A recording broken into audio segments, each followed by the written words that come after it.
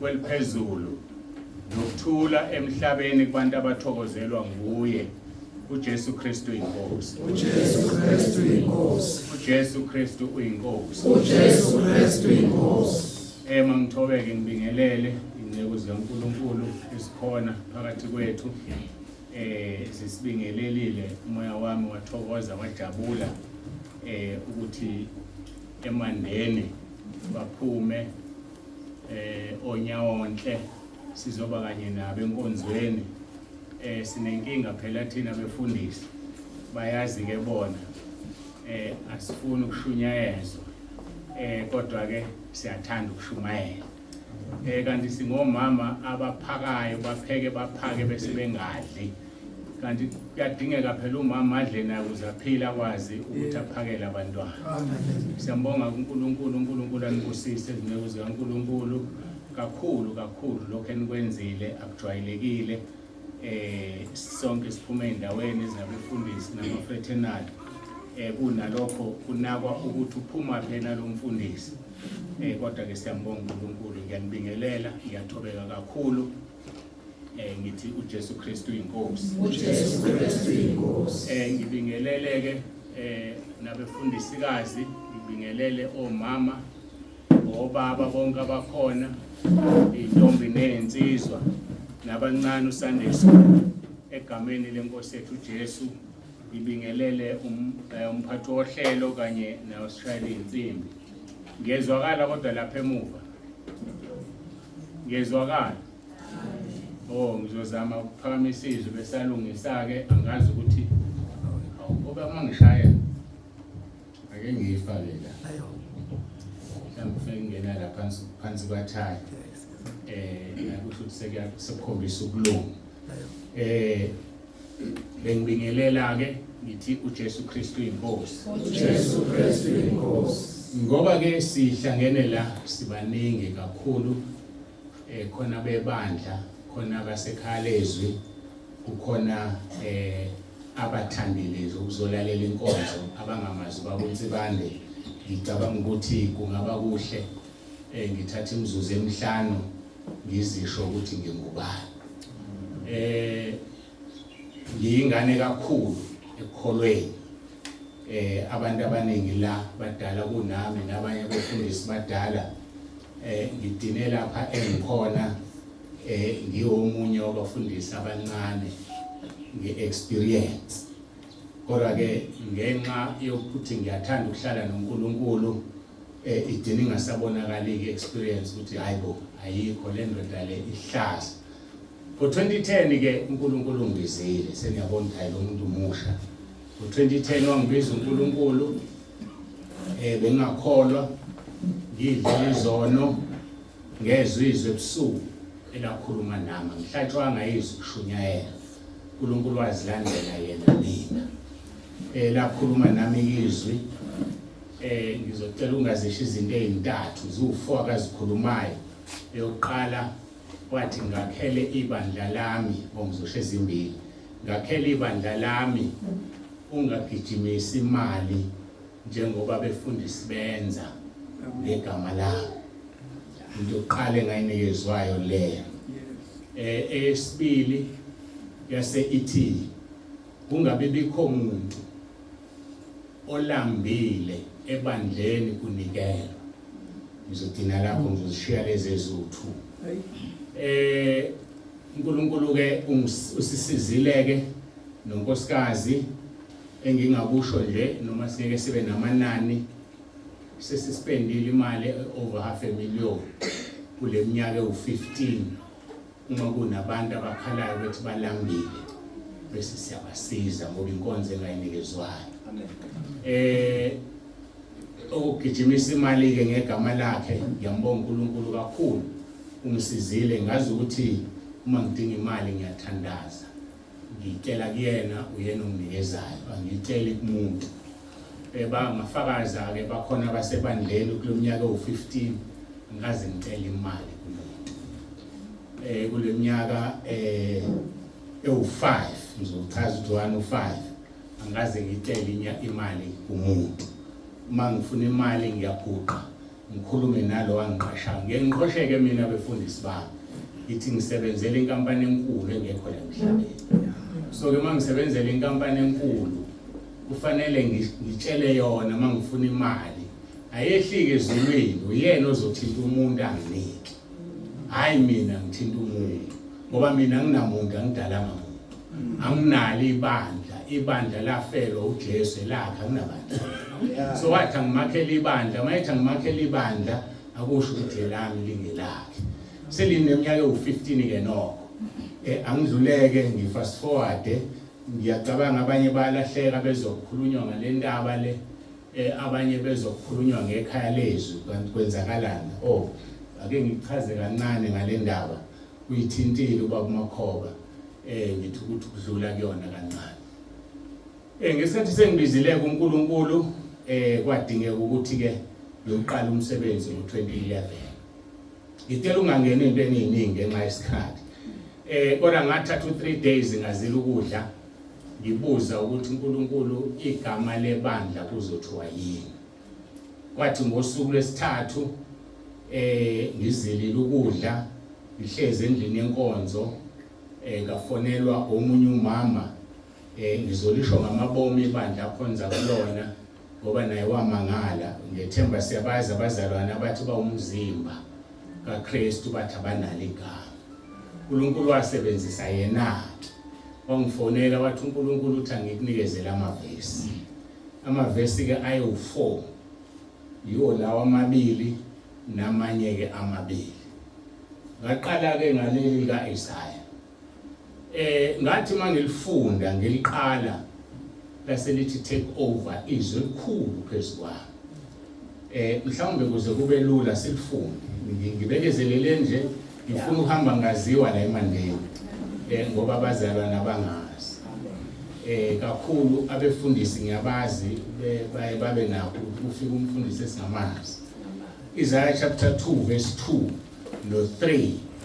Ubaba uMakhoba ke kucacile ukuthi siyalazi ulifundile ngoba ngimzwe elisho ngijima nalo ethi abantu bagibela intaba uzolalela kuzo. Uthi ku verse 2 kuyakuthi ngezinsuku ezizayo. Ngathi ngisaqala ngisho njalo lona lathi take over ezizayo ngase ngithuka. Lathi intaba yendlu kaJehova laselima. Lathi nanti igama olikhulekelayo. Maselisho njalo laselithi mawuthanda ke unga-eda ukuthi kuyabonelelwa njengoba kubhaliwe kuGenesis washo uAbraham wathi entabeni kaJehova kuyabonelelwa. Nganika ke option ukuthi mangithanda kodwa igama lona intaba yendlu kaJehova. Maselishilo ke laqhubeka ke lathi iqiniso esiqongweni sezintaba iphakame kunamagquma nezizwe zonke zawugobhozela khona. Abantu abaningi bawuhamba bathi wozani sikhuphukele entabeni kaJehova endlini kaNkulunkulu kaJakobe uyakusifundisa indlela zakhe. Sihambe emkhondweni yakhe ngokuba umthetho uyakuvela eSiyoni. iSiyoni ke intaba. Umthetho uyakuvela eSiyoni nezwi kaJehova eJerusalema. Lo muzi noma lendlu kaJehova eJerusalema eyakhiwe entabeni yaseSiyoni. La kuvela khona umthetho kaJehova lapho sifunda khona. Angidluleke ngefast forward ngize ku-2020 kuvaliswa. Kuyashisa kule ndawo engikuyona.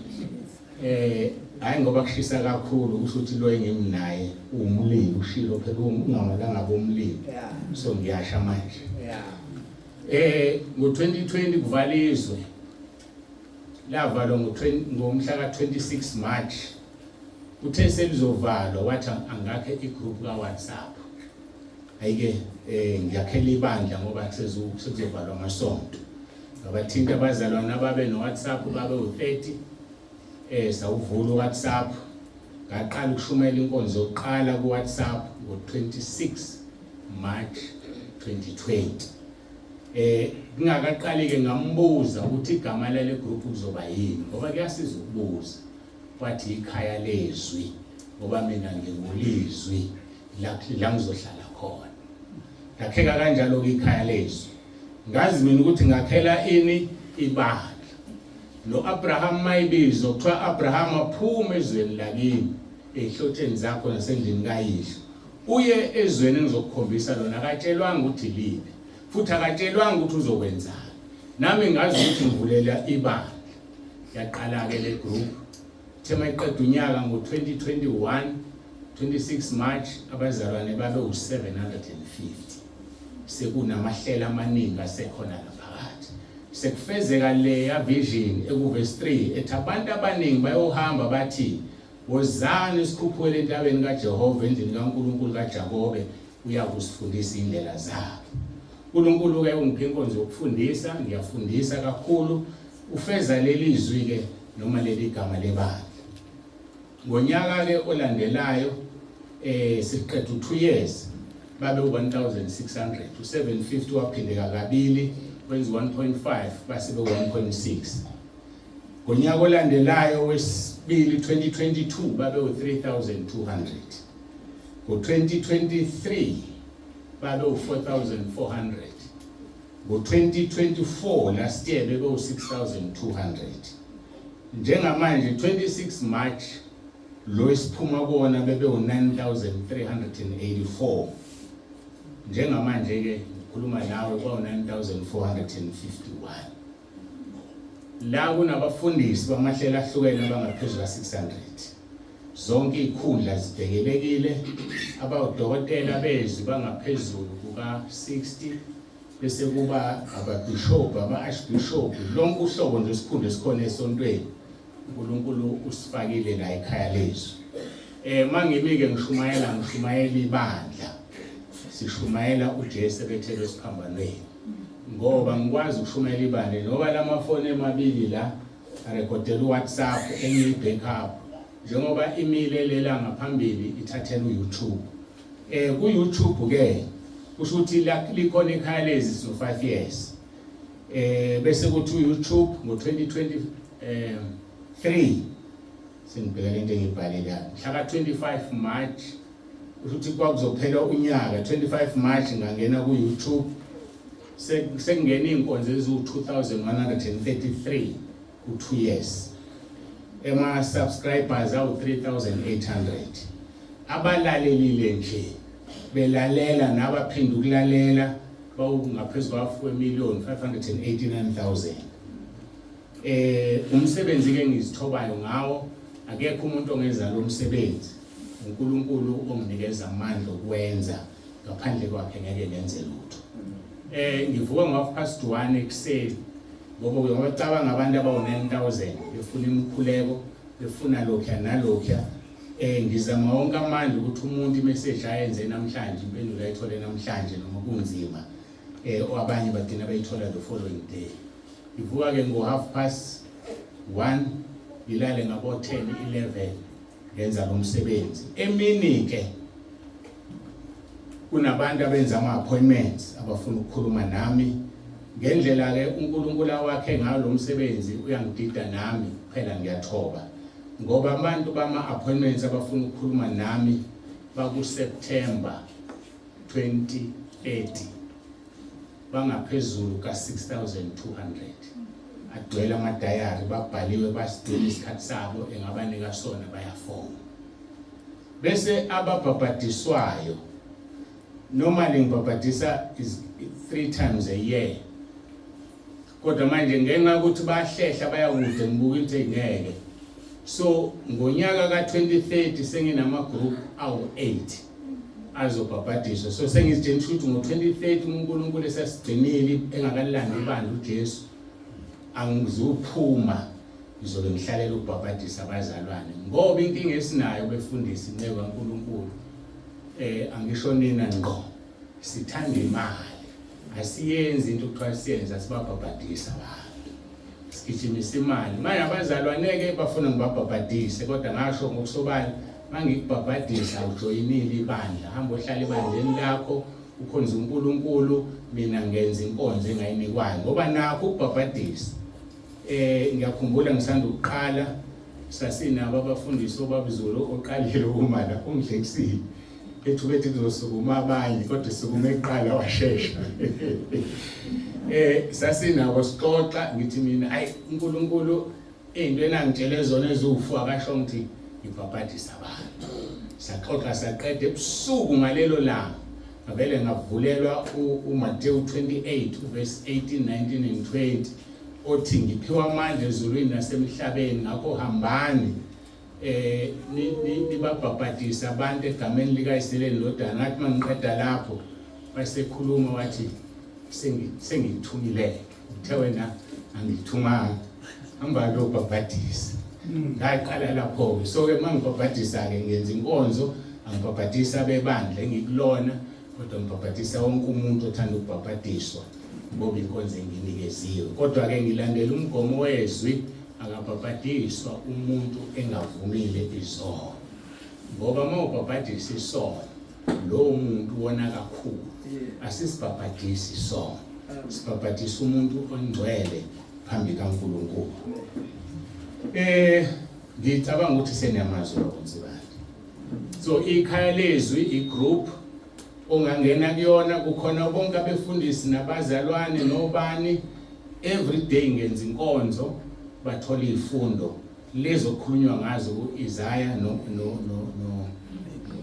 Micah 4. Uma wabheka lamavesi zobeshilo babumakhoba ngathi akopishiwe athathwa ngapha abhalwa ngapha, kanti abaprofeti ababili abehlukene. So ke ngenza inkonzo ke ngayinikezwayo, nayo ngiyenze nginganakile ngiyayenza, ngibone sengiphakathi, hawu kanti sengenza leli gama lebandla engalinikezwayo. Yilo muntu ke uNkulunkulu ungisiza kanjalo. Amandla ke kusemqoka abafowethu ukuthi sazi ukuthi amandla wathatha kuba uNsibane. Ngoba amandla atholakala endaweni eziningi. Ayatholakala koNigeria, ayatholakala eAfrika endaweni eziningi, nakuze inyanga zakhona ayatholakala. Mina uNkulunkulu wangisiza ngosuku kuzoqala ibandla, ngezwe nginesidingo ngayozila ukudla for 14 days. Amandla ngiwathole ekuzileni ukudla, ngazila ukudla 14 days, kodwa ngiqeda ngo-14 days ngosuku lika-5 wasiyakhuluma. Nginenhlanhla-ke engandele abantu, ukhuluma nami mina njengoba ngikhuluma nawe, izwi ngilizwe nje ngqo. Mayisekhuluma nami uyakhuluma ngezwi, uyakhuluma zonke izinto akhuluma ngazo thina sonke, kodwa-ke cha uyaxoxa nami, ngihlale ngithobe ngilalele. Wayesethi-ke eqala-ke lapho ukukhuluma wathi awuzuqeda u-14 days nje ukuthi uphindele emuva, mkhulu umsebenzi ozowenza, kodwa ngizokutshela ukuthi uphindela nini. 5 days ngolika-6 waphinda wabuya wathi kusasa uma uqeda u7 days uphindele ekhaya. Wayesengivezela umbono uthi uma ufika ekhaya uzokuletha umuntu oyishosha kanje, ngicela ungabe ngisangena, uyokwenze nje abese yasinda. Uyosinda uShumayela ungambekanga izandla. Ngempela-ke ngaqeda u7 days ngabuya ngize ekhaya. Ngangikomaphumulo-ke ekhaya kwamaphumulo kunendlu lapho engahlali umuntu, ngangizihlalele kamnandi noNkulunkulu wami. Ngabuya-ke kwenzeka exactly njengoba eshilo. Kuleso sikhathi-ke sizila ukudla, ngizokubeka-ke ngoba kusho yimina izwi lithi uma uzila ukudla ungamtsheli omunye ngoba usuphumile. Ngithandazilekela phansi, uNkulunkulu engitshela ukuthi kufanele ngikusho, bangaphatheki abazalwane kakhulu abazivakashele, bazophiwa ukudla abakuphiwayo, ninganaki uma singadli thina. Siyakhuleka, sikhulekela izinto zePhasika siku-14 days. So-ke mina-ke impilo yami leyo every week ngihlala noNkulunkulu, ngoba wangifundisa ukuthi uma ngiphuma ngihamba njengoba ngihamba kangaka ngofika ngishaya uSathane ngibuye ngaseyimina. So kufanele ngihlale ngisemandleni. Amandla-ke ngiwathole emkhulekweni, amandla ngiwathole kuhlale noNkulunkulu. Ngicabanga ukuthi-ke sengikushilo konke abe bengakudinga okudlula la. Umuntu useyoxoxa nami bese ngimphendula ngaleyo ndlela uNkulunkulu ayonginikeza yona. Ngiyabonga uJesu Kristu inkosi. uJesu Kristu inkosi. Oh ya. Uthe angichaze ukuthi lo Jesu Kristu inkosi uphuma, ngoba abanye abamazi. Uphumaphi lo Jesu Kristu inkosi? Ngisanda ukuphenduka-ke angibekufanele ngidlule kuleya phathi ukuthi wangibiza ngihlatshwa ngayizwi.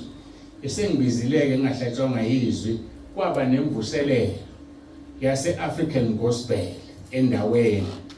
Wayesengithuma ukuthi angiye khona, ngaya khona, yayi-2 weeks. Washunyelwa kuthiwe ngesonto lesibili wayesethi sukuma uyomukela uJesu. Angihlatshwanga izwi, ngasukuma ngaya phambili ngamukela uJesu. Zadlula izinsuku kufuna ngidlule kulento ngoba manje ngigcine ngithi angihlatshwanga izwi. Zadlula izinsuku wayesengifaka enkonzweni yokuvuma izono. Ngiyayinqamula bayayazi engihlale ngikhuluma ngavuma izono ngaqeda ngahamba umama uthize ngakhuluma naye ngathatha 3 hours. Bese ngihamba ngaya endlini yenkonzo. Mangifika endlini yenkonzo ngagcina ngingena kwakungabo 3. Angazi kwenzakalani ngaphaphama ngo4 ngimanzi te. Sasipholisha ngingcolile ngibomvu. Yimbe kwenze njani la? Angazi. Ngiphume ithi ngihambe ngishawe ngiyogeza ekhaya. Mase ngisendleleni ngishaweni ngifonele lo mama angiyekele ngoba ngishonga ukuthi wathini ngize ngivume izono. Izosuke ingahlangani. Ngageza ke kwadlula.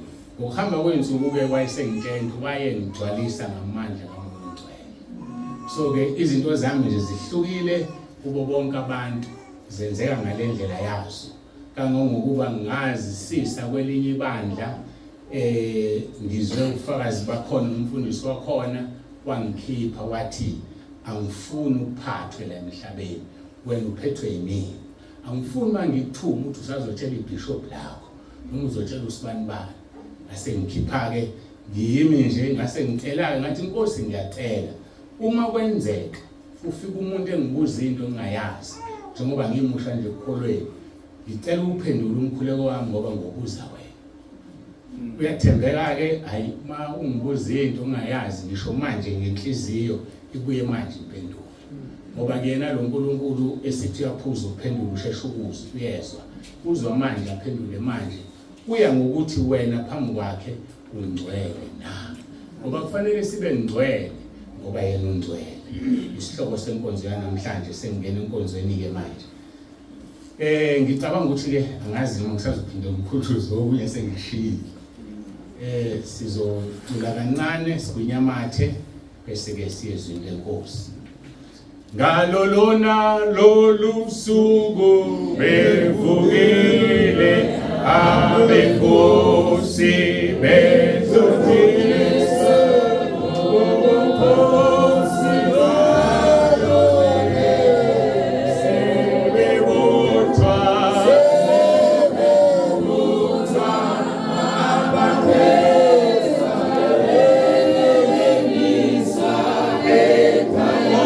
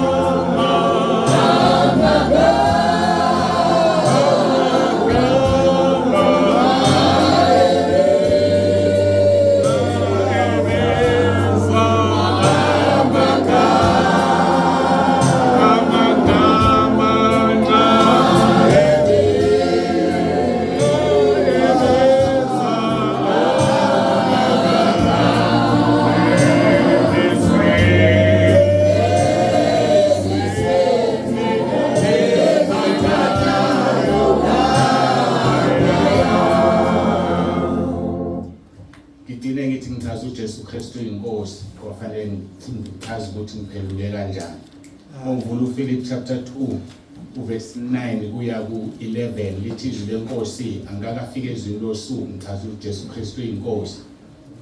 Ngalokho ke uNkulunkulu wamphakamisa kakhulu wamnika igama eliphezulu amagama onke ukuze kuthi ngegama lika Jesu amadolo onke aguqe awabasezulwini, awabasemhlabeni, awabangaphansi komhlaba. Verse 11.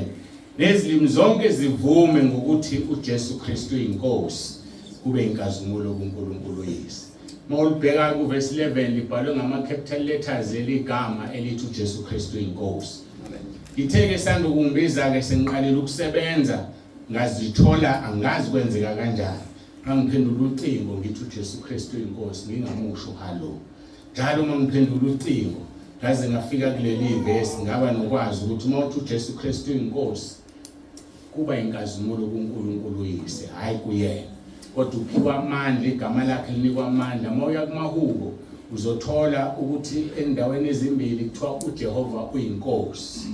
Makuthiwa uJehova uyinkosi, uJesu wayengakeze emhlabeni. So ke kwaseke ngoba uJesu sesemhlabeni sekuJesu Kristu uyinkosi. Wayesengifundisa ukuthi uma ngithi uJesu Kristu uyinkosi kuyaguqa ezulwini, imimoya iyaguqa emhlabeni nasesihogweni. Ngakho ke abantu mangimphambili mabangasho ukuthi uyabusa. Nawe thana uJesu Kristu uyinkosi. Ngoba njengoba ngiguqisa imimoya namadimoni ibalekela kuwena, nawe thana uJesu Kristu uyinkosi ukuze ushone ngaphandle esihogweni. So ke yikho ke angisoli ke abathi uKristu uyinkosi bese kuthi uyabusa. Angisoli lelo bandla lambulekelwa nalo nami ngambulekela. uJesu Kristu uyinkosi uqhamuka lapho. Esengikunotisileke befundisi ngimnika ithiphu nje uma ukhulekela umuntu ophethwe amadimoni uthi ngegama lika Jesu ayaphuma kodwa washesha. Kodwa make wathi uJesu Kristu uyinkosi phezulu kwalomzimba alikuphendula idimoni vele liphume lisha ngaso leso sikhathi. So ke uJesu Kristu uyinkosi unamandla ngoba uJesu naye phiwa amandla. Igama lakhe liyifa kunelezi ngelosi usho njalo amaHebheru chapter 1. So ke ngimnika ithiphu ke befundisi. Mawuthi uJesu Kristu uyinkosi akusho ukuthi usebandlela lasentabeni. Ushizwe kusezweni. Akuyona into yebandla. Akusona isiqubulo, isivumo. Uma ufunda verse 11 uthi nezilimi zonke zivume. So ngithanda ukuyicorrecta lento ungathi isiqubulo, isivumo. Isiqubulo sitholakala lapha kwezepolitiki nabanye thina siyavuma. Uma ufunda kuMateyu uthi uJesu nina ebuza abafundi bakhe nithi ningobani. Uthi uPetro unguKristu indodana kaNkulunkulu ophilayo. Mawubuka isihloko sakhona kuthiwa isivumo sika Petro. So isivumo asifani nesiqubulo. So ke isivumo lesi ngiyathanda nasebandleni kwaziwa impela ukuze noma sengilele mayengakabuyi uJesu kulanda ibandla bangashi ngoba phela izinto ziyashintsha bangathi isiqubulo sethu cha babonisa ibande washo yena onikwe lento ukuthi isivumo sethu masisho njalo inkazimulo yakuNkulunkulu Baba hayi kuJesu kodwa sibiza yena. Hayi ke asidlule bengiqedela ke ngicela ke ukuthi ngiguqe ngikhuleke bese singena ezweni.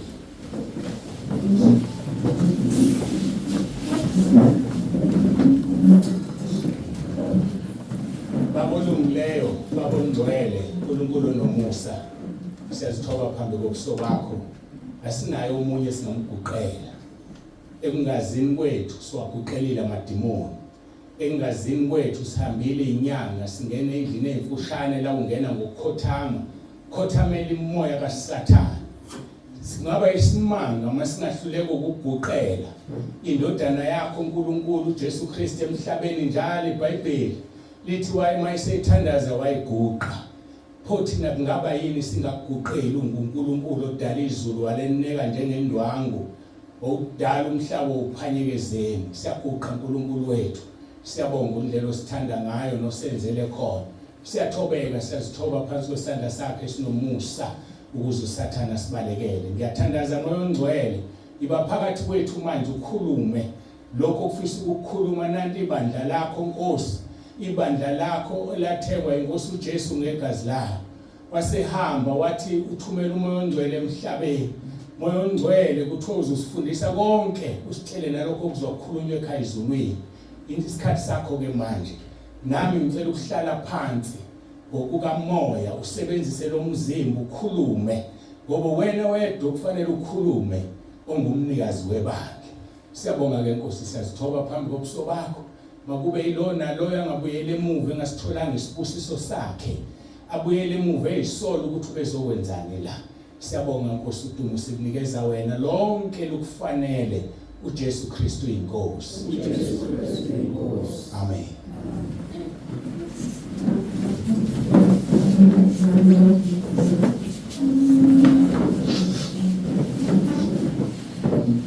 Sizovula izwi lenkosi esitholayo kumaHebheru chapter 12 sifunda uverse 14.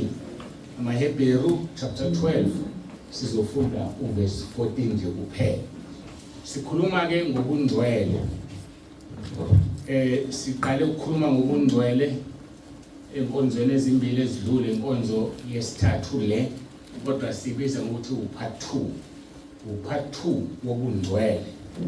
Ngokudinga inkosi kusasa sizobe sise Hammersdale. Abanendlela abakwazi ukufika singatholana khona ehholo lase Hammersdale lapha ibizwa ngokuthini, sengikhohliwe ukuthi ibizwa ngokuthini. Kabani? Kamagama. Magaba Hall.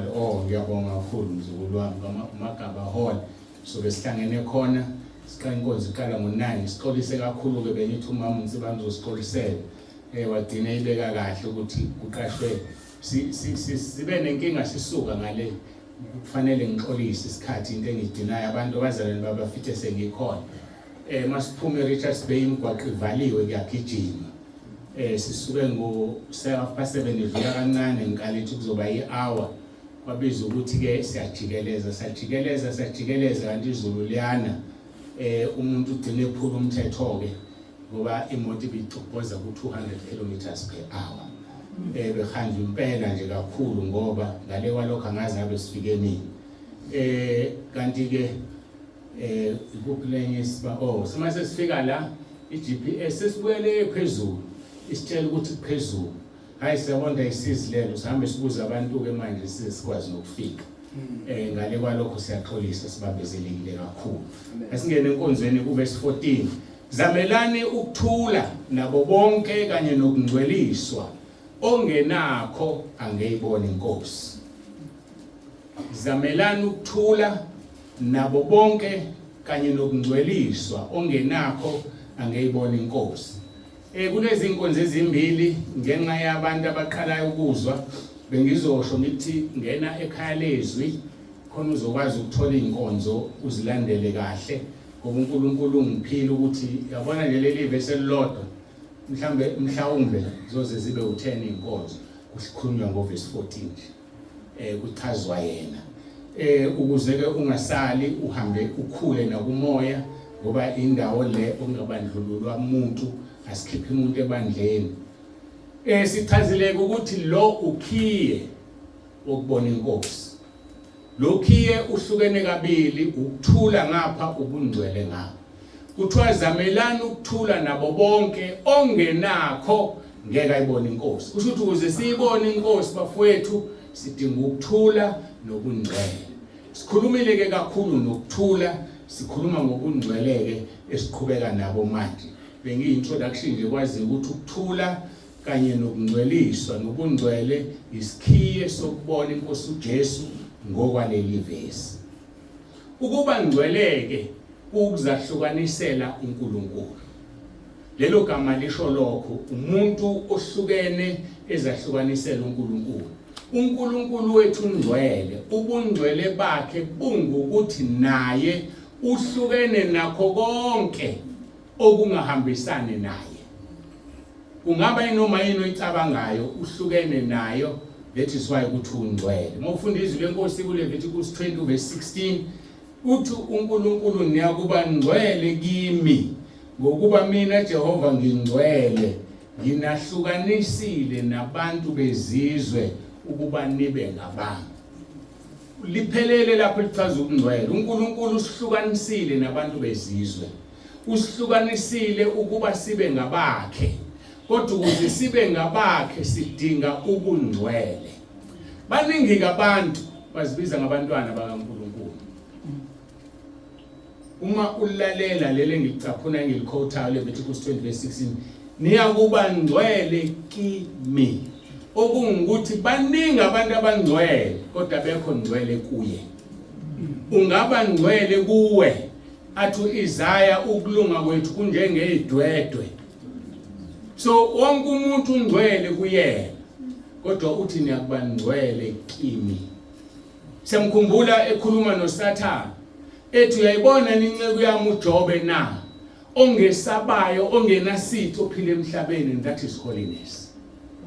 uNkulunkulu kufanele sihambe phambi kwakhe singenalo icala.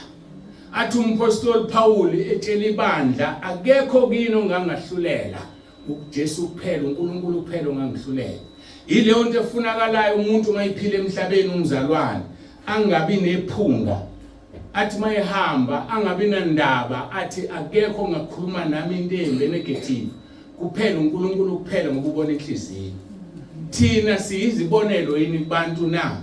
Inkambo yethu iyakuveza yini ukuthi singcwele?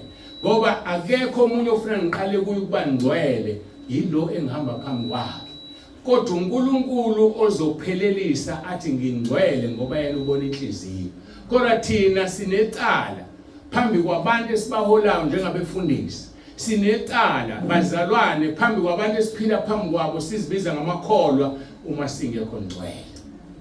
Ayikho into ebuhlungu njengokuza umuntu ongakholwa ethi hey amakholwa anamagqubu, yabona thina esiphuzayo sicabana manje kusasa sithengelana utshwala sekumnandi kodwa ikholwa likubambela igqubu.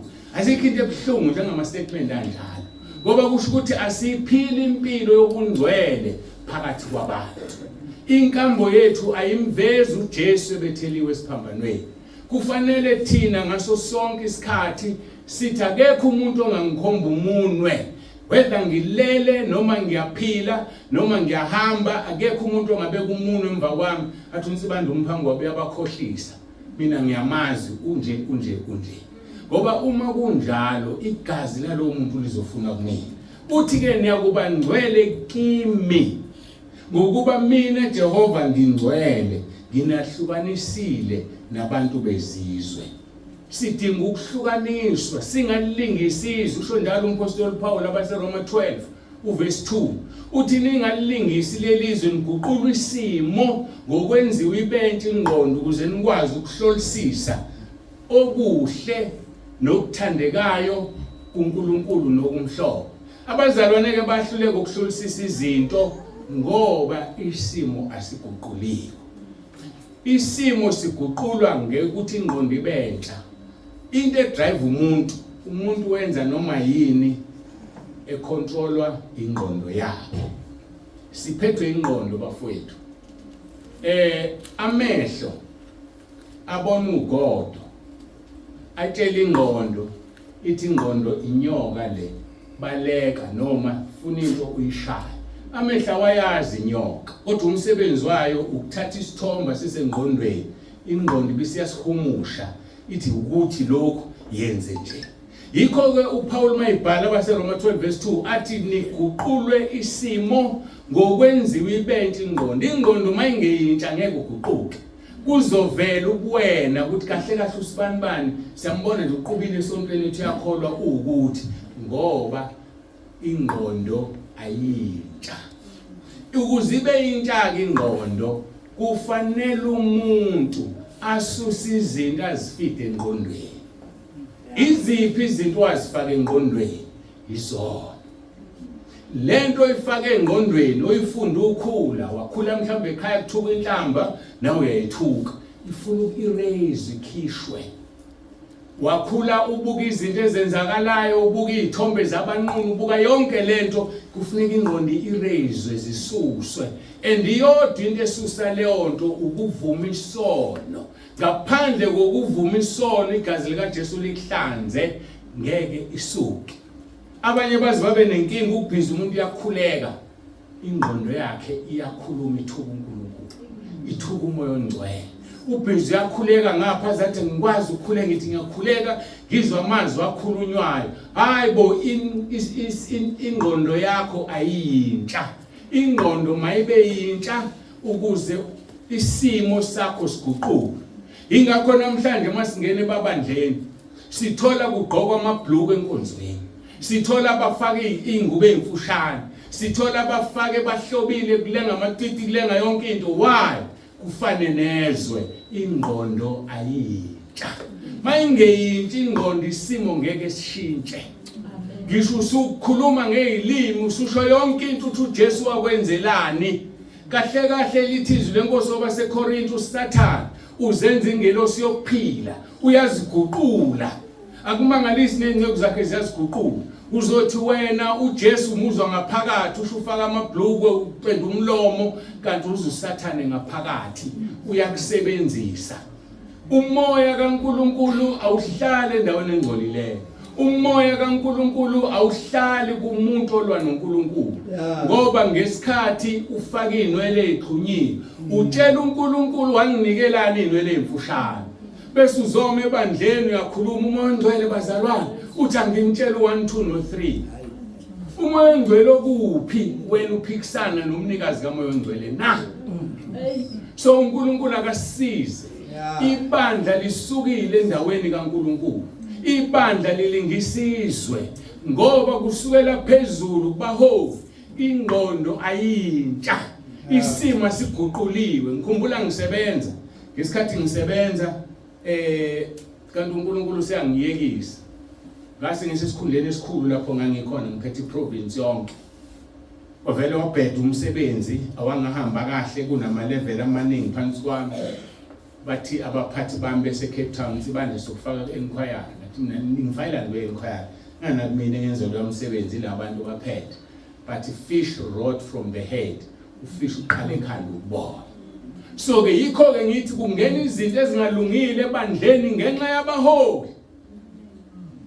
Ngeshwa abaholi bafowethu befundisi besilisa sivumeni ayasihlula amakhosikazi ethu. Ayasihlula. Kufika yona seshumele waqeda uNtsibane. Asukuma umama uNtsibane uyalenga isihlahla sikaKhisimusi. Lenze njani ke ibandla? Ngizoshumeza ngithini ngihlula usendlini yami. So ufish uqala la ukubona bese kwehlele emzimbeni wonke. So yikho ke kufanele sibe strong thina madoda. Ukhumbule into eyodwa ukuthi uSathane akamhlaseli umuntu obiziwe. Uma sihlehle siya kuAdam noEva, inyoka yaya kuEva ayiyanga kuAdam. Ngoba uAdam wezwa uNkulunkulu ku chapter 2 Genesis wathi kuAdam, Adam ngikubeka la kule nsimu ukuthi uyilime. Nasi isihlahla esiphathi nendawo ungadli kuso. Engakadalwa uEva ekupheleni ka chapter 2. Ngesikhathi esedali uEva wayengamzwanga uNkulunkulu ekhuluma. Njengoba nathi masibizwa basuke bengezwanga sibizwa. Kwenye indawo uNkulunkulu ubiza umama ubaba engabiziwe. Nobaba usuke engazwanga uNkulunkulu ekhuluma nomama. Ngizama ukuthi angisho uhlangothi olulodwa. Kodwa uSathane uhlasela lo partner wakho obengekho ukukhuluma noNkulunkulu bese eqhamuka ezokushaya. Ithi inyoka kuEva ngempela uNkulunkulu ushilo yini ukuthi ningadli kulomuthi. Ngithi ke mina ngoba iBhayibheli liyabhalwa kufanele kube wathi uEva angazi ngizwe uAdam ethi wathi uNkulunkulu ngoba vela akazilutho uEva wayengekho lapho. So ke thina esibiziwe sidinga ukuba strong phambi kaNkulunkulu, sidinga ukukhuleka simncenge, sidinga ukuzila ukudla ngoba ukudla lokho okwawisa uAdam noEva, ukudla lokho kwalimaza uEsau walahlekelwa ifa lokuzibulo. Namanje silahlekelwa izinto zikaNkulunkulu ngoba siyahluleka ukuhlala noNkulunkulu uzila ukudla. Wadina nini ukuzila ukudla njengekho? Wadina nini ukuzila ukudla njengomholi webandla? Ibandla lizokuzila kanjani ukudla wena uhluleka ukuzila ukudla?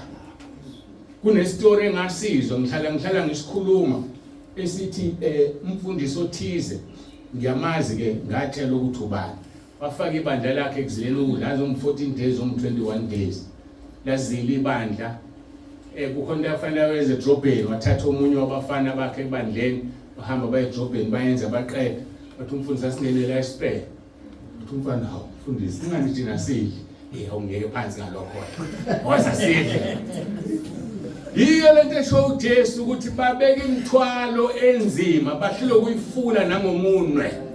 Akufanele sibe abafundisi abanjalo. Kufanele sihambe phambili izimvu zenze njani zisilandele. Ilelo vangeli ke mina engilinikezile. Ivangeli eli-empowerisha umzalwane. Bafowethu uma ufunda uMarko chapter 16 verse 17 uthi lezi zibonakaliso ziyobalandela abakholwayo. Bese lithi ngegama lami bazokhipha amadimoni. Bakhulu bashumele ngelimi ezinhle. Baphathe inyoka, baphuze ubulalayo bangafi. Babeka izandla kwabagulayo basinde. Kade litheni lezi bonakaliso zilandela abakholwayo. So befundisi sonke nabazalwane masikholwa sinika amandla afanayo. Umzalwane uyalikhipha idimoni. Umzalwane uyikhulekela ingane yakhe igula ngalokho eyise-clinic. Ningangizwa ke kaba ngisho ukuthi i-clinic wrong. Kodwa ngithi mina uma umzalwane okholwayo ukhulekela ingane yakhe igula isinde.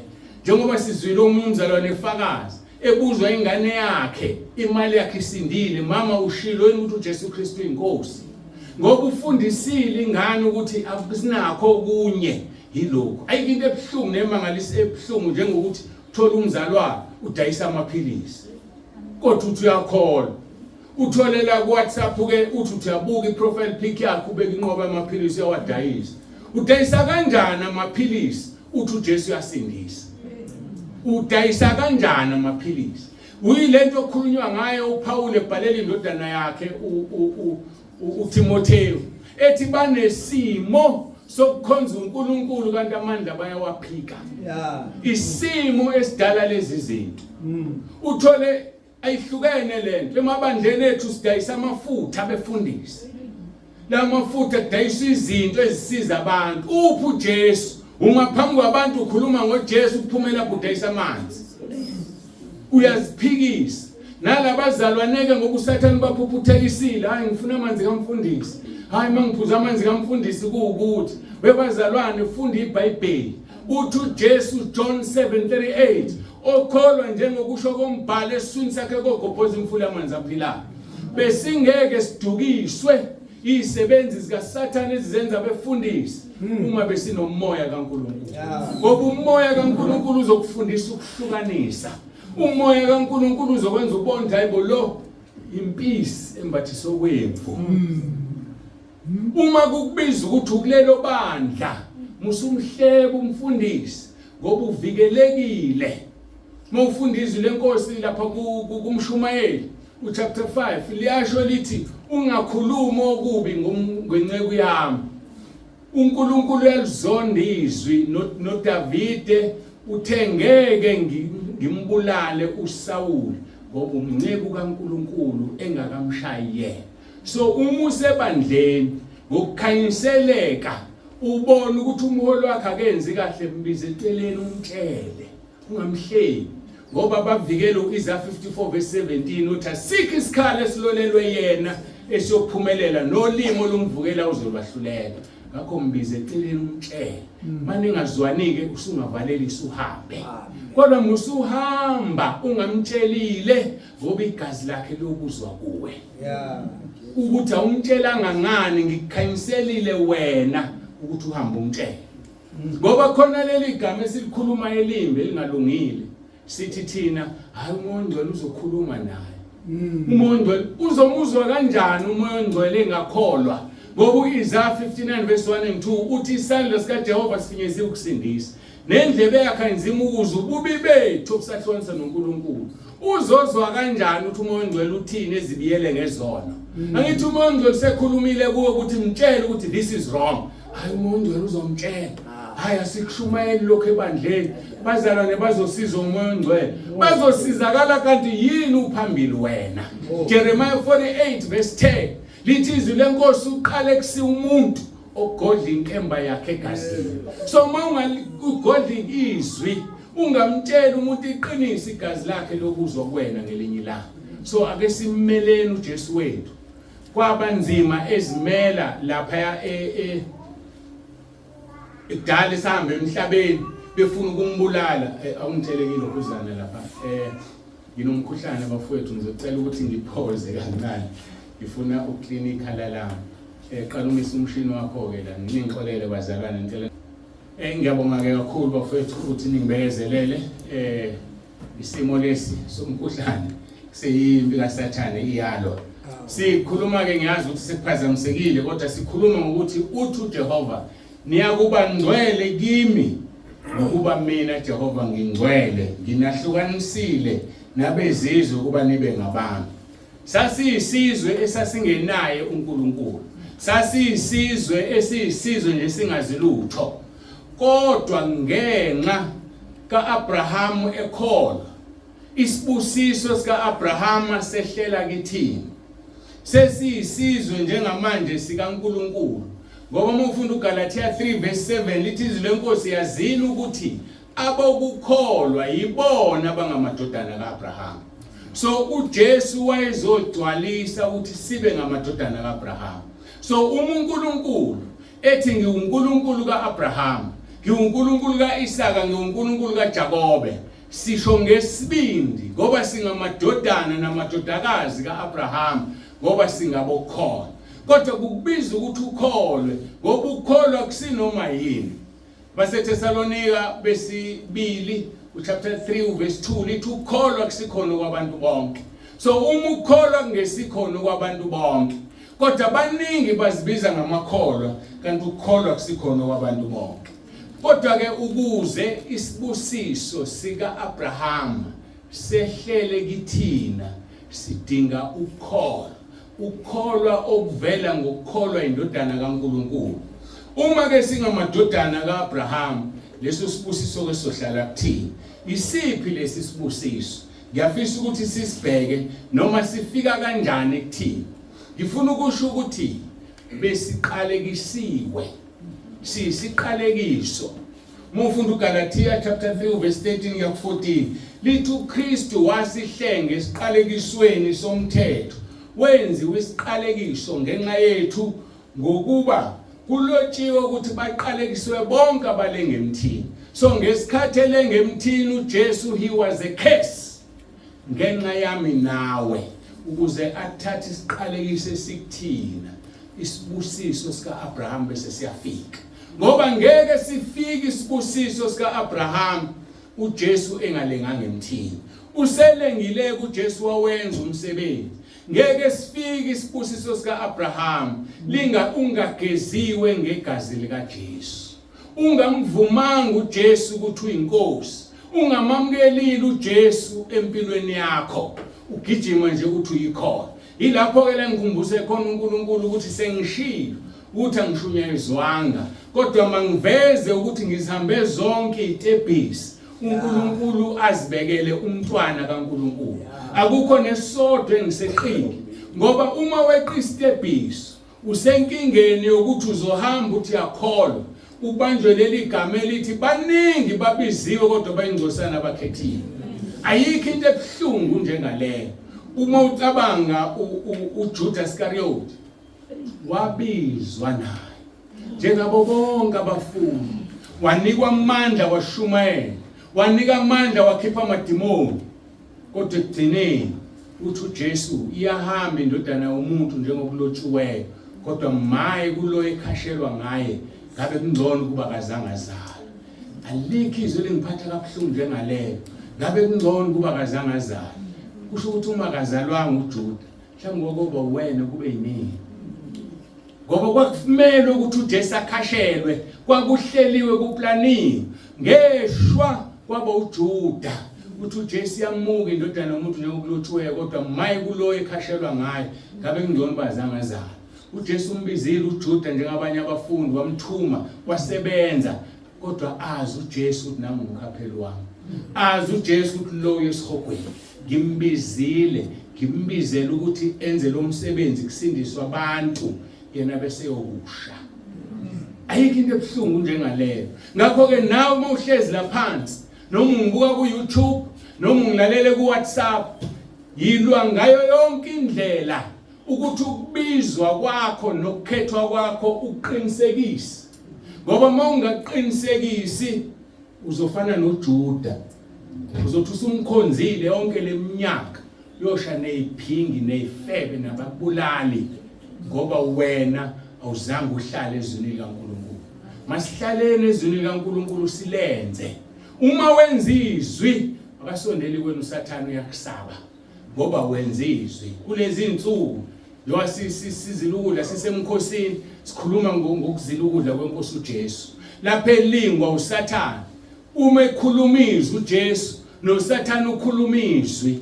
Umahluko sekuthenini uSathane uphethe inkemba ongesiyona yakhe ngoba izwi liyinkemba. uJesu uphethe inkemba yakhe. Kahle hle uziphethe yena ngoba ulizwi. Ubani ozohlula? uSathane ephethe izwi. So asiliphatheni izwi kodwa singcwele. Ngoba ngeke ukusiza ukuphatha izwi kodwa ubungekho ngcwele ngoba lizoqala kuwe libukhali kunenkemba esikanhlangothi zombili. Athi amaHebheru chapter 4 verse 12 lihlaba lahlukanise umoya nomphefumulo. Thina sibona kufana njengoba ngiphefumula nje mawuphuma umphefumulo la nomuntu efa awumboni kuumoya konke kodwa izwi liyakuhlukanisa. Lihlukanisa amathambo nomkantsha. Izwi lahlulela imicabango nezizindlo. Izwi lenza uNkulunkulu kungabibikho okusithekile kuyena. Asenzeni izwi singabi ngabalikhulumayo kodwa singalenzi. Singabi ngabazibuka usho njalo uJakobe umuntu azibuka esibukweni akhohlwe ukuthi ube ngubani. Izwi liyisibuko lisebenzise likulungise liqondise. Ngize ngimchallenge ngithi uma ungibona ngenza into engekho ezwini ngitshela ngoba kungenzeka ukuthi sitha sesingishayile uzokuphula umphefumulo wami ngoba nami ngimisele into eyodwa ukwenza izwi. Asenzeni izwi ngoba ukholwa njengoba kusho kumbhalo eswini sakhe kokoghoza imfula yamanzi aphilayo. Nakho ke ngifuna ukubambe ukuze uthole lesi sibusiso sika Abraham. Ngokukholwa number 1 singamadodana kaAbraham. Number 2 ngokukholwa isibusiso sika Abraham singesethu. Number 3 ngokukholwa samukeliswa isethembiso sikamoya. Lezi zinto ezu3 uma lezi zinto ezu3 zingekho kuwe ngeke umbone uNkulunkulu. Uyazi ukuthi uma ungenayo umoya ongcwele ngeke uhlwithwe nebandla na.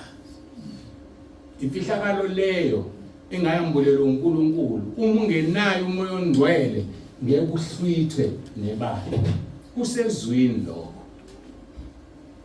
uJesu efike emhlabeni wafika ngomoya ongcwele.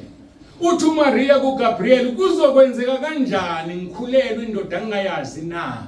Uthi uGabriel amandla kaNkulunkulu umoya ongcwele uzowengama. uJesu wafika ngomoya ongcwele emhlabeni. Athi umpostoli Paul mayibhala lo moya owavusa uJesu kwabafileyo uyakuphilisa nemizimba yenu efayo. Hawu kanti uJesu wavusa umoya ongcwele. Umoya ongcwele wavusa uJesu ethuneni. Mose uyakwizenzo lapha chapter 8 emila amadoda eqolozele ezulwini uJesu ehlwithwa kufika amabili athi wemadoda aseGalile nimeleni ngiqolozele ezulwini. uJesu lo enimbona Yesu wakhe niyobuya kanjani. So uJesu ukhushulwe ngomoya ongcwele. Kodwa ngilindeke ngichaze ngoba likhizwe lithi ukhushulwe ngomoya ongcwele. Uma ethi la madoda uJesu lo suswe kini yobuya ngelo ndlela. Uthi uJesu mase ngibuka ngenkazimulo kaBaba ngamandla kaBaba amandla kaNkulunkulu awodwa umoya ongcwele kuphela. So kusho ukuthi uJesu uhambe ngomoya ongcwele uyobuya ngomoya ongcwele. Ngakho ke nathi uthi lapha na kuJohn 14 uthi mangihamba ngizonicelela kuBaba ninikeze umoya ongcwele ozohlala kini phakade. Okungukuthi umoya ongcwele uzohlala kithi kuhlutha ibandla. Umoya ongcwele uzohlala kithi sisezulwini. Ngeke sifane noSathane sisezulwini siguqukela uNkulunkulu ngoba kuzobe kungewuwo sezulwini. Umoya ongcwele okuwe uzohlala kithi kube phakade. So umoya ongcwele isipho esingawusephuthwa umuntu. Ngakho umzalwane ongenayo umoya ongcwele ngeke alibone izulu. Ngiyaxolisa ukusho lokho. ngoba umoya uma ngidinga ukubona izulu ngisho ukuthi ngeke uhlwithwe. Okay, angihlukanise ukuhlwithwa ngoba uma ukuhlwithwa sohlwithwa ngomoya ongcwele. Njengokuba uma uphethe insimbi uyibuthi, ayibuthi insimbi engabutheki, ibuthi insimbi ebuthekayo. Uma ufunda uKolose chapter 3 uverse 3 lithi uma nafa ukuphila kwenu kufihlwe noKristu ekuNkulunkulu. So uma ungibona ngimile la, angikho la, ngikuKristu ekuNkulunkulu. La ubona umzimba occupy umoya ongcwele. So uma lesethi verse 4 uJesu ebonakaliswa, siyobonakaliswa naye, okungukuthi ngesikhathi ehlelanda ibandla sobe sikuye ngoba besifihlwe kuye, sizolanda thina la. Ngoba thi uPaul akumina ophilayo, uKristu ophila kumina. uKristu uphila kithi ngomoya ongcwele. Ngakho yazi ukuthi umoya ongcwele ungcwele awuhlale endaweni engcolileyo. Ngakho umelo ukuthi ube ngcwele phambi kukaNkulunkulu. Umoya ongcwele ungena ngendlela ezimbili kumuntu, ayikho futhi enye esezweni, zimbili kuphela. Mufunda kwizenzo abapostoli babeka izandla abantu ungena umoya ongcwele. Eyesibili uPetro eshumeza uCornelius nomndeni wakhe wabezwe bekhuluma ngezilimi. Wathi uPetro ubani ongala namanzi ukuthi laba sebamukela umoya ongcwele njengathi babhabhadiswe na. Umoya ongcwele ufakwa uNkulunkulu kumuntu. Umoya ongcwele ubekwa umuntu izandla angene. Inkinga ilana, umoya ongcwele uNkulunkulu akacontrol umuntu.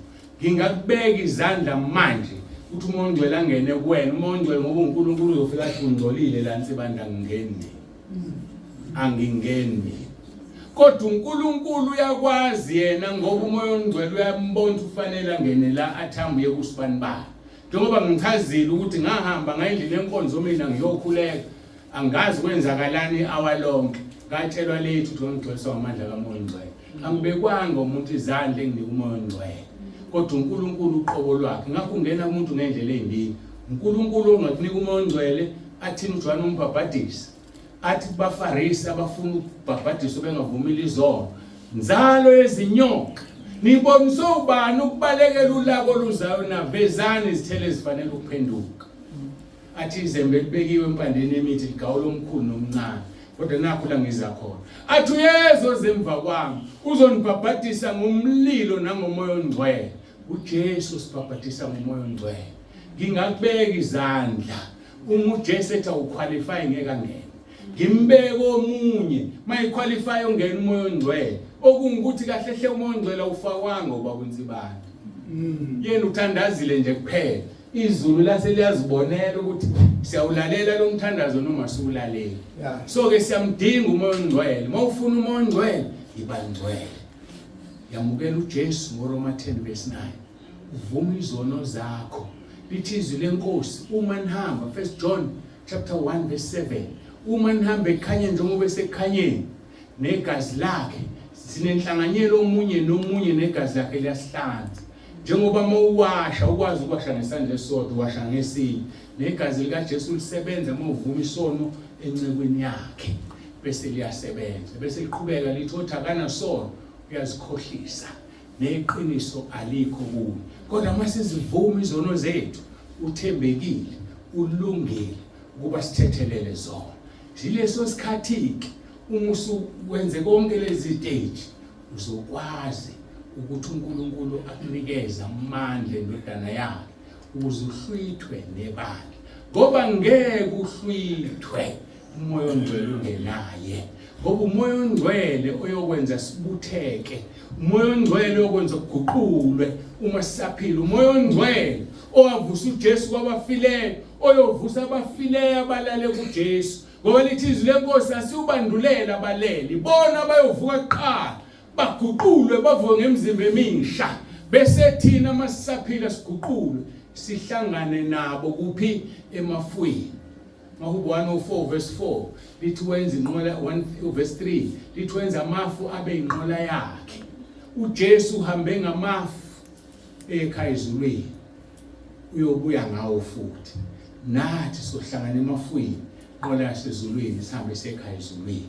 Bantwana bakwaIsrayeli bephuma eGibhithe uNkulunkulu wahamba nabo einsika yefu emini einsika yomlilo ebusuku amafu ungathathi kancane ibandla lezulu uthi uNkulunkulu ngilibiza ngamagama leyangazi uNkulunkulu isimangaliso somuntu njoba inkanye ezingaka uma uphuma ebusuku uzazi zonke ngamagama zidalo uyena ngisho amafu sobona ehlangene ethule yena uyawahlukanisa uthi ibandla lezulu linamagama lawa mafu inganathi singakafika emhlabeni sasinamagama uthi kuJeremiah 1:5 ingakakubumbi ngakwazi athi kuverse 43 uIsaiah athi ngiyakwazi ngikubizile ngegama ngowami singakabibikho he knew us ingakho Matthew 7:21 ethi bayothi abantu inkosi ngangishumayela inkosi ngangenza ukuthi nokuthi athi angizange ngikwazi ngoba akakwazanga ngalesa sikhathi yena azi laba athi ngingakakubumbi ngakwazi ungakamukela uJesu usuku lwakho namhlanje ukuthi umukele uJesu umvume uma sewamvuma uJesu usuku lwakho namhlanje uphinde umvume ngoRoma 10:9 ufihlakele kwabaningi mangakubuza ngithi mhla umukela uJesu wathandaza wathini bambalwa bangangitshela hayi ngasho emva komfundisi owayethini yena awazi mina ngesikhathi ngibizwa wathi uNkulunkulu umuntu mayemukela uJesu ngithandazisa uRoma 10:9 ngoba uRoma 10:9 uthi uvuma ngomlomo wakho ukuthi uJesu uyinkosi usindiswe uyakholwa enhlizweni kube ngokulunga so alikho elinye ivesi esimvuma ngalo uJesu uRoma 10:9 iselelesi uRoma 10:9 ubhalwe uPaul wakazi uPaul ahambe noJesu ngokwenyama kodwa wayesekhona ephile umfarisi lapha iselelesi sesibili sithi kuJesu Jesu uzongikhumbula embusweni wakho ukhona umuntu onombuso engeyona inkosi iselelesi sasimvuma uJesu ukuthi uyinkosi wathi uJesu namhlanje ngizoba nawe eparadise isiviba mfowethu isingenise ezulwini ukuthi uneminyaka emingaka ukhona akuzukwenzela lutho okusemqoko ukuthi uma ufa manje ungcwele na uhlanziwe ngegazi likaJesu ngakho bengamema wonke umuntu ola endlini ukuthi sithandaze sonke uRoma 10:9 ngoba singene ngesivi ezulwini ngoba uma uvuma uJesu uyasindisa uthi verse 10 uvuma ngomlomo kube ukusindisa ukholwa ngenhliziyo kube ngokulunga so wonke umuntu ofuna ukuya ezulwini unesikhundla noma kanasi isikhundla bafowethu sifanele simvume uJesu ukuthi uyinkosi each and every time uma umphefumulo usekhona kuwe ngoba wazi usuku luzofika nini ingakho uNkulunkulu ngithi uyangithanda wanginikeza lesi sivumo esithi uJesu Kristu uyinkosi ngoba mangathi uJesu Kristu uyinkosi manje uphuma umphefumulo anokwazi ngisekhaya ezulwini ngoba ngimvumile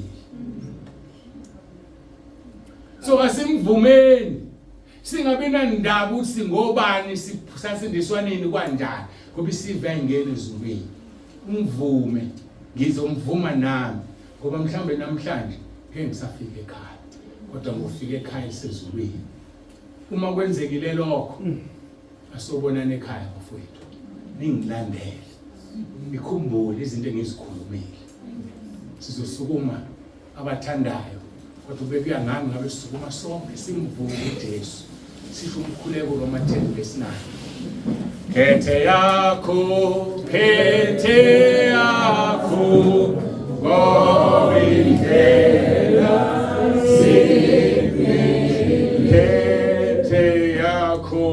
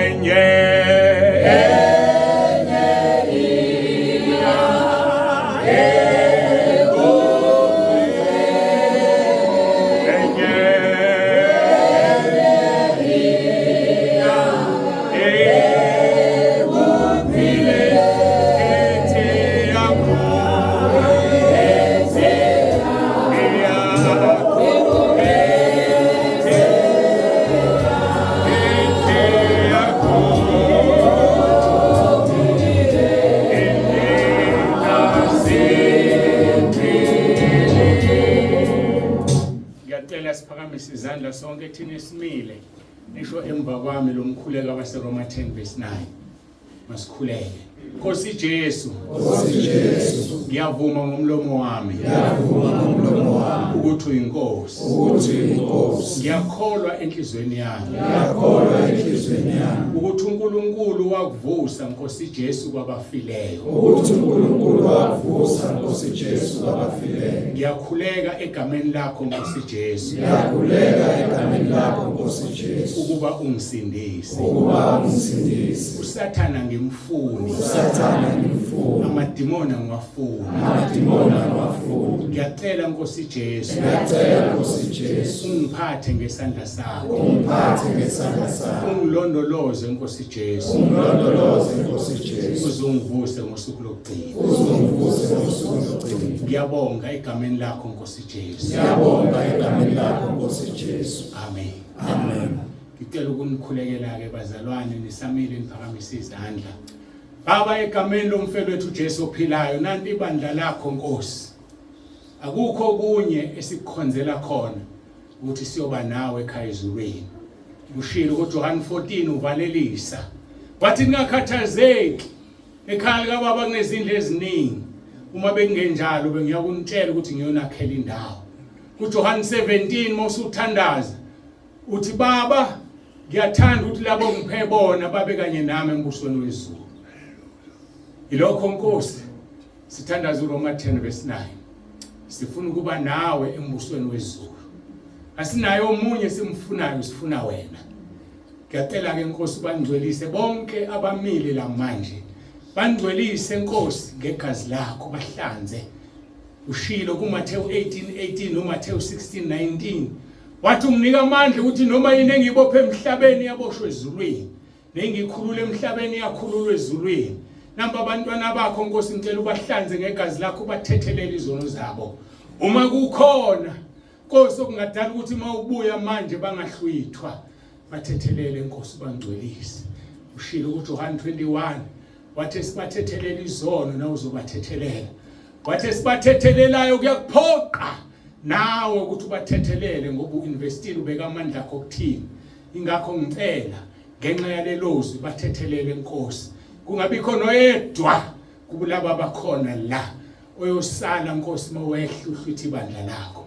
Ngiyathandaza Nkosi ukuthi babe isibani, kuhlangene amabandla amaningi la. Khona nabaholi basize Nkosi babe isibani lapho babeke khona. Basize Nkosi basiza abantu. Ngoba Nkosi ubabekile ebandleni lakho walithenga ngegazi lakho. Moyo ongcwele ubeke loya lapha nalapha ya. Bapha amandla Nkosi ukukhonza ngeqiniso. Bapha amandla Nkosi babe izibonelo. Babusise uNkulunkulu wami enganeni, babusise ekuphumeni. Noma yini ababeka isandla sabo kuyo babusise. Babusise Nkosi izwe liphuma emlonyeni wabo libe ukuphila kubantu. Izwe liphuma emlonyeni wabo laba befundisi. Kuzamazama isihoga amadimoni aphume kubantu. Uma bekhuluma Nkosi bebizela lakho igama, basinde abantu ezifweni, bagcwalise badobe ngamandla kaMoya oNgcwele. Kungabi bikho zosala kubefundisa abakhona la. Siyabonga uNkulunkulu wethu isibusiso sakho. Asihlale nakubazalwane babo bengekho la noma bekhona. Ngikhulekela wonke umuntu okhona la endlini. Wonke umuntu ozolalela lenkonzo ku WhatsApp. Wonke umuntu ozoyibuka ku YouTube. Nkosi sebenza ngamandla akho. uSathane ubhizi uyasebenza, uyazithakana isikhathi. Siyabonga ukuthi uyasebenza ne-social media. Siyabonga ukuthi ivangeleli lakho liyagijima ngendlela emangalisayo. Sikhona Nkosi sisebenzise. Sibe yibumbe ezandleni zakho.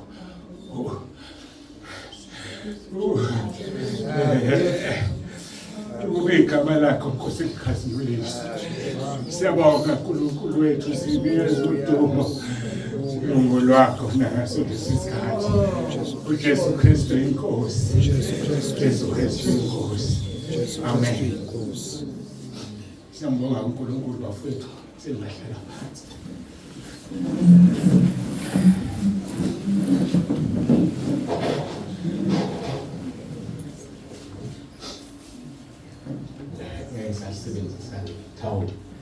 Siyambonga uNkulunkulu kakhulu.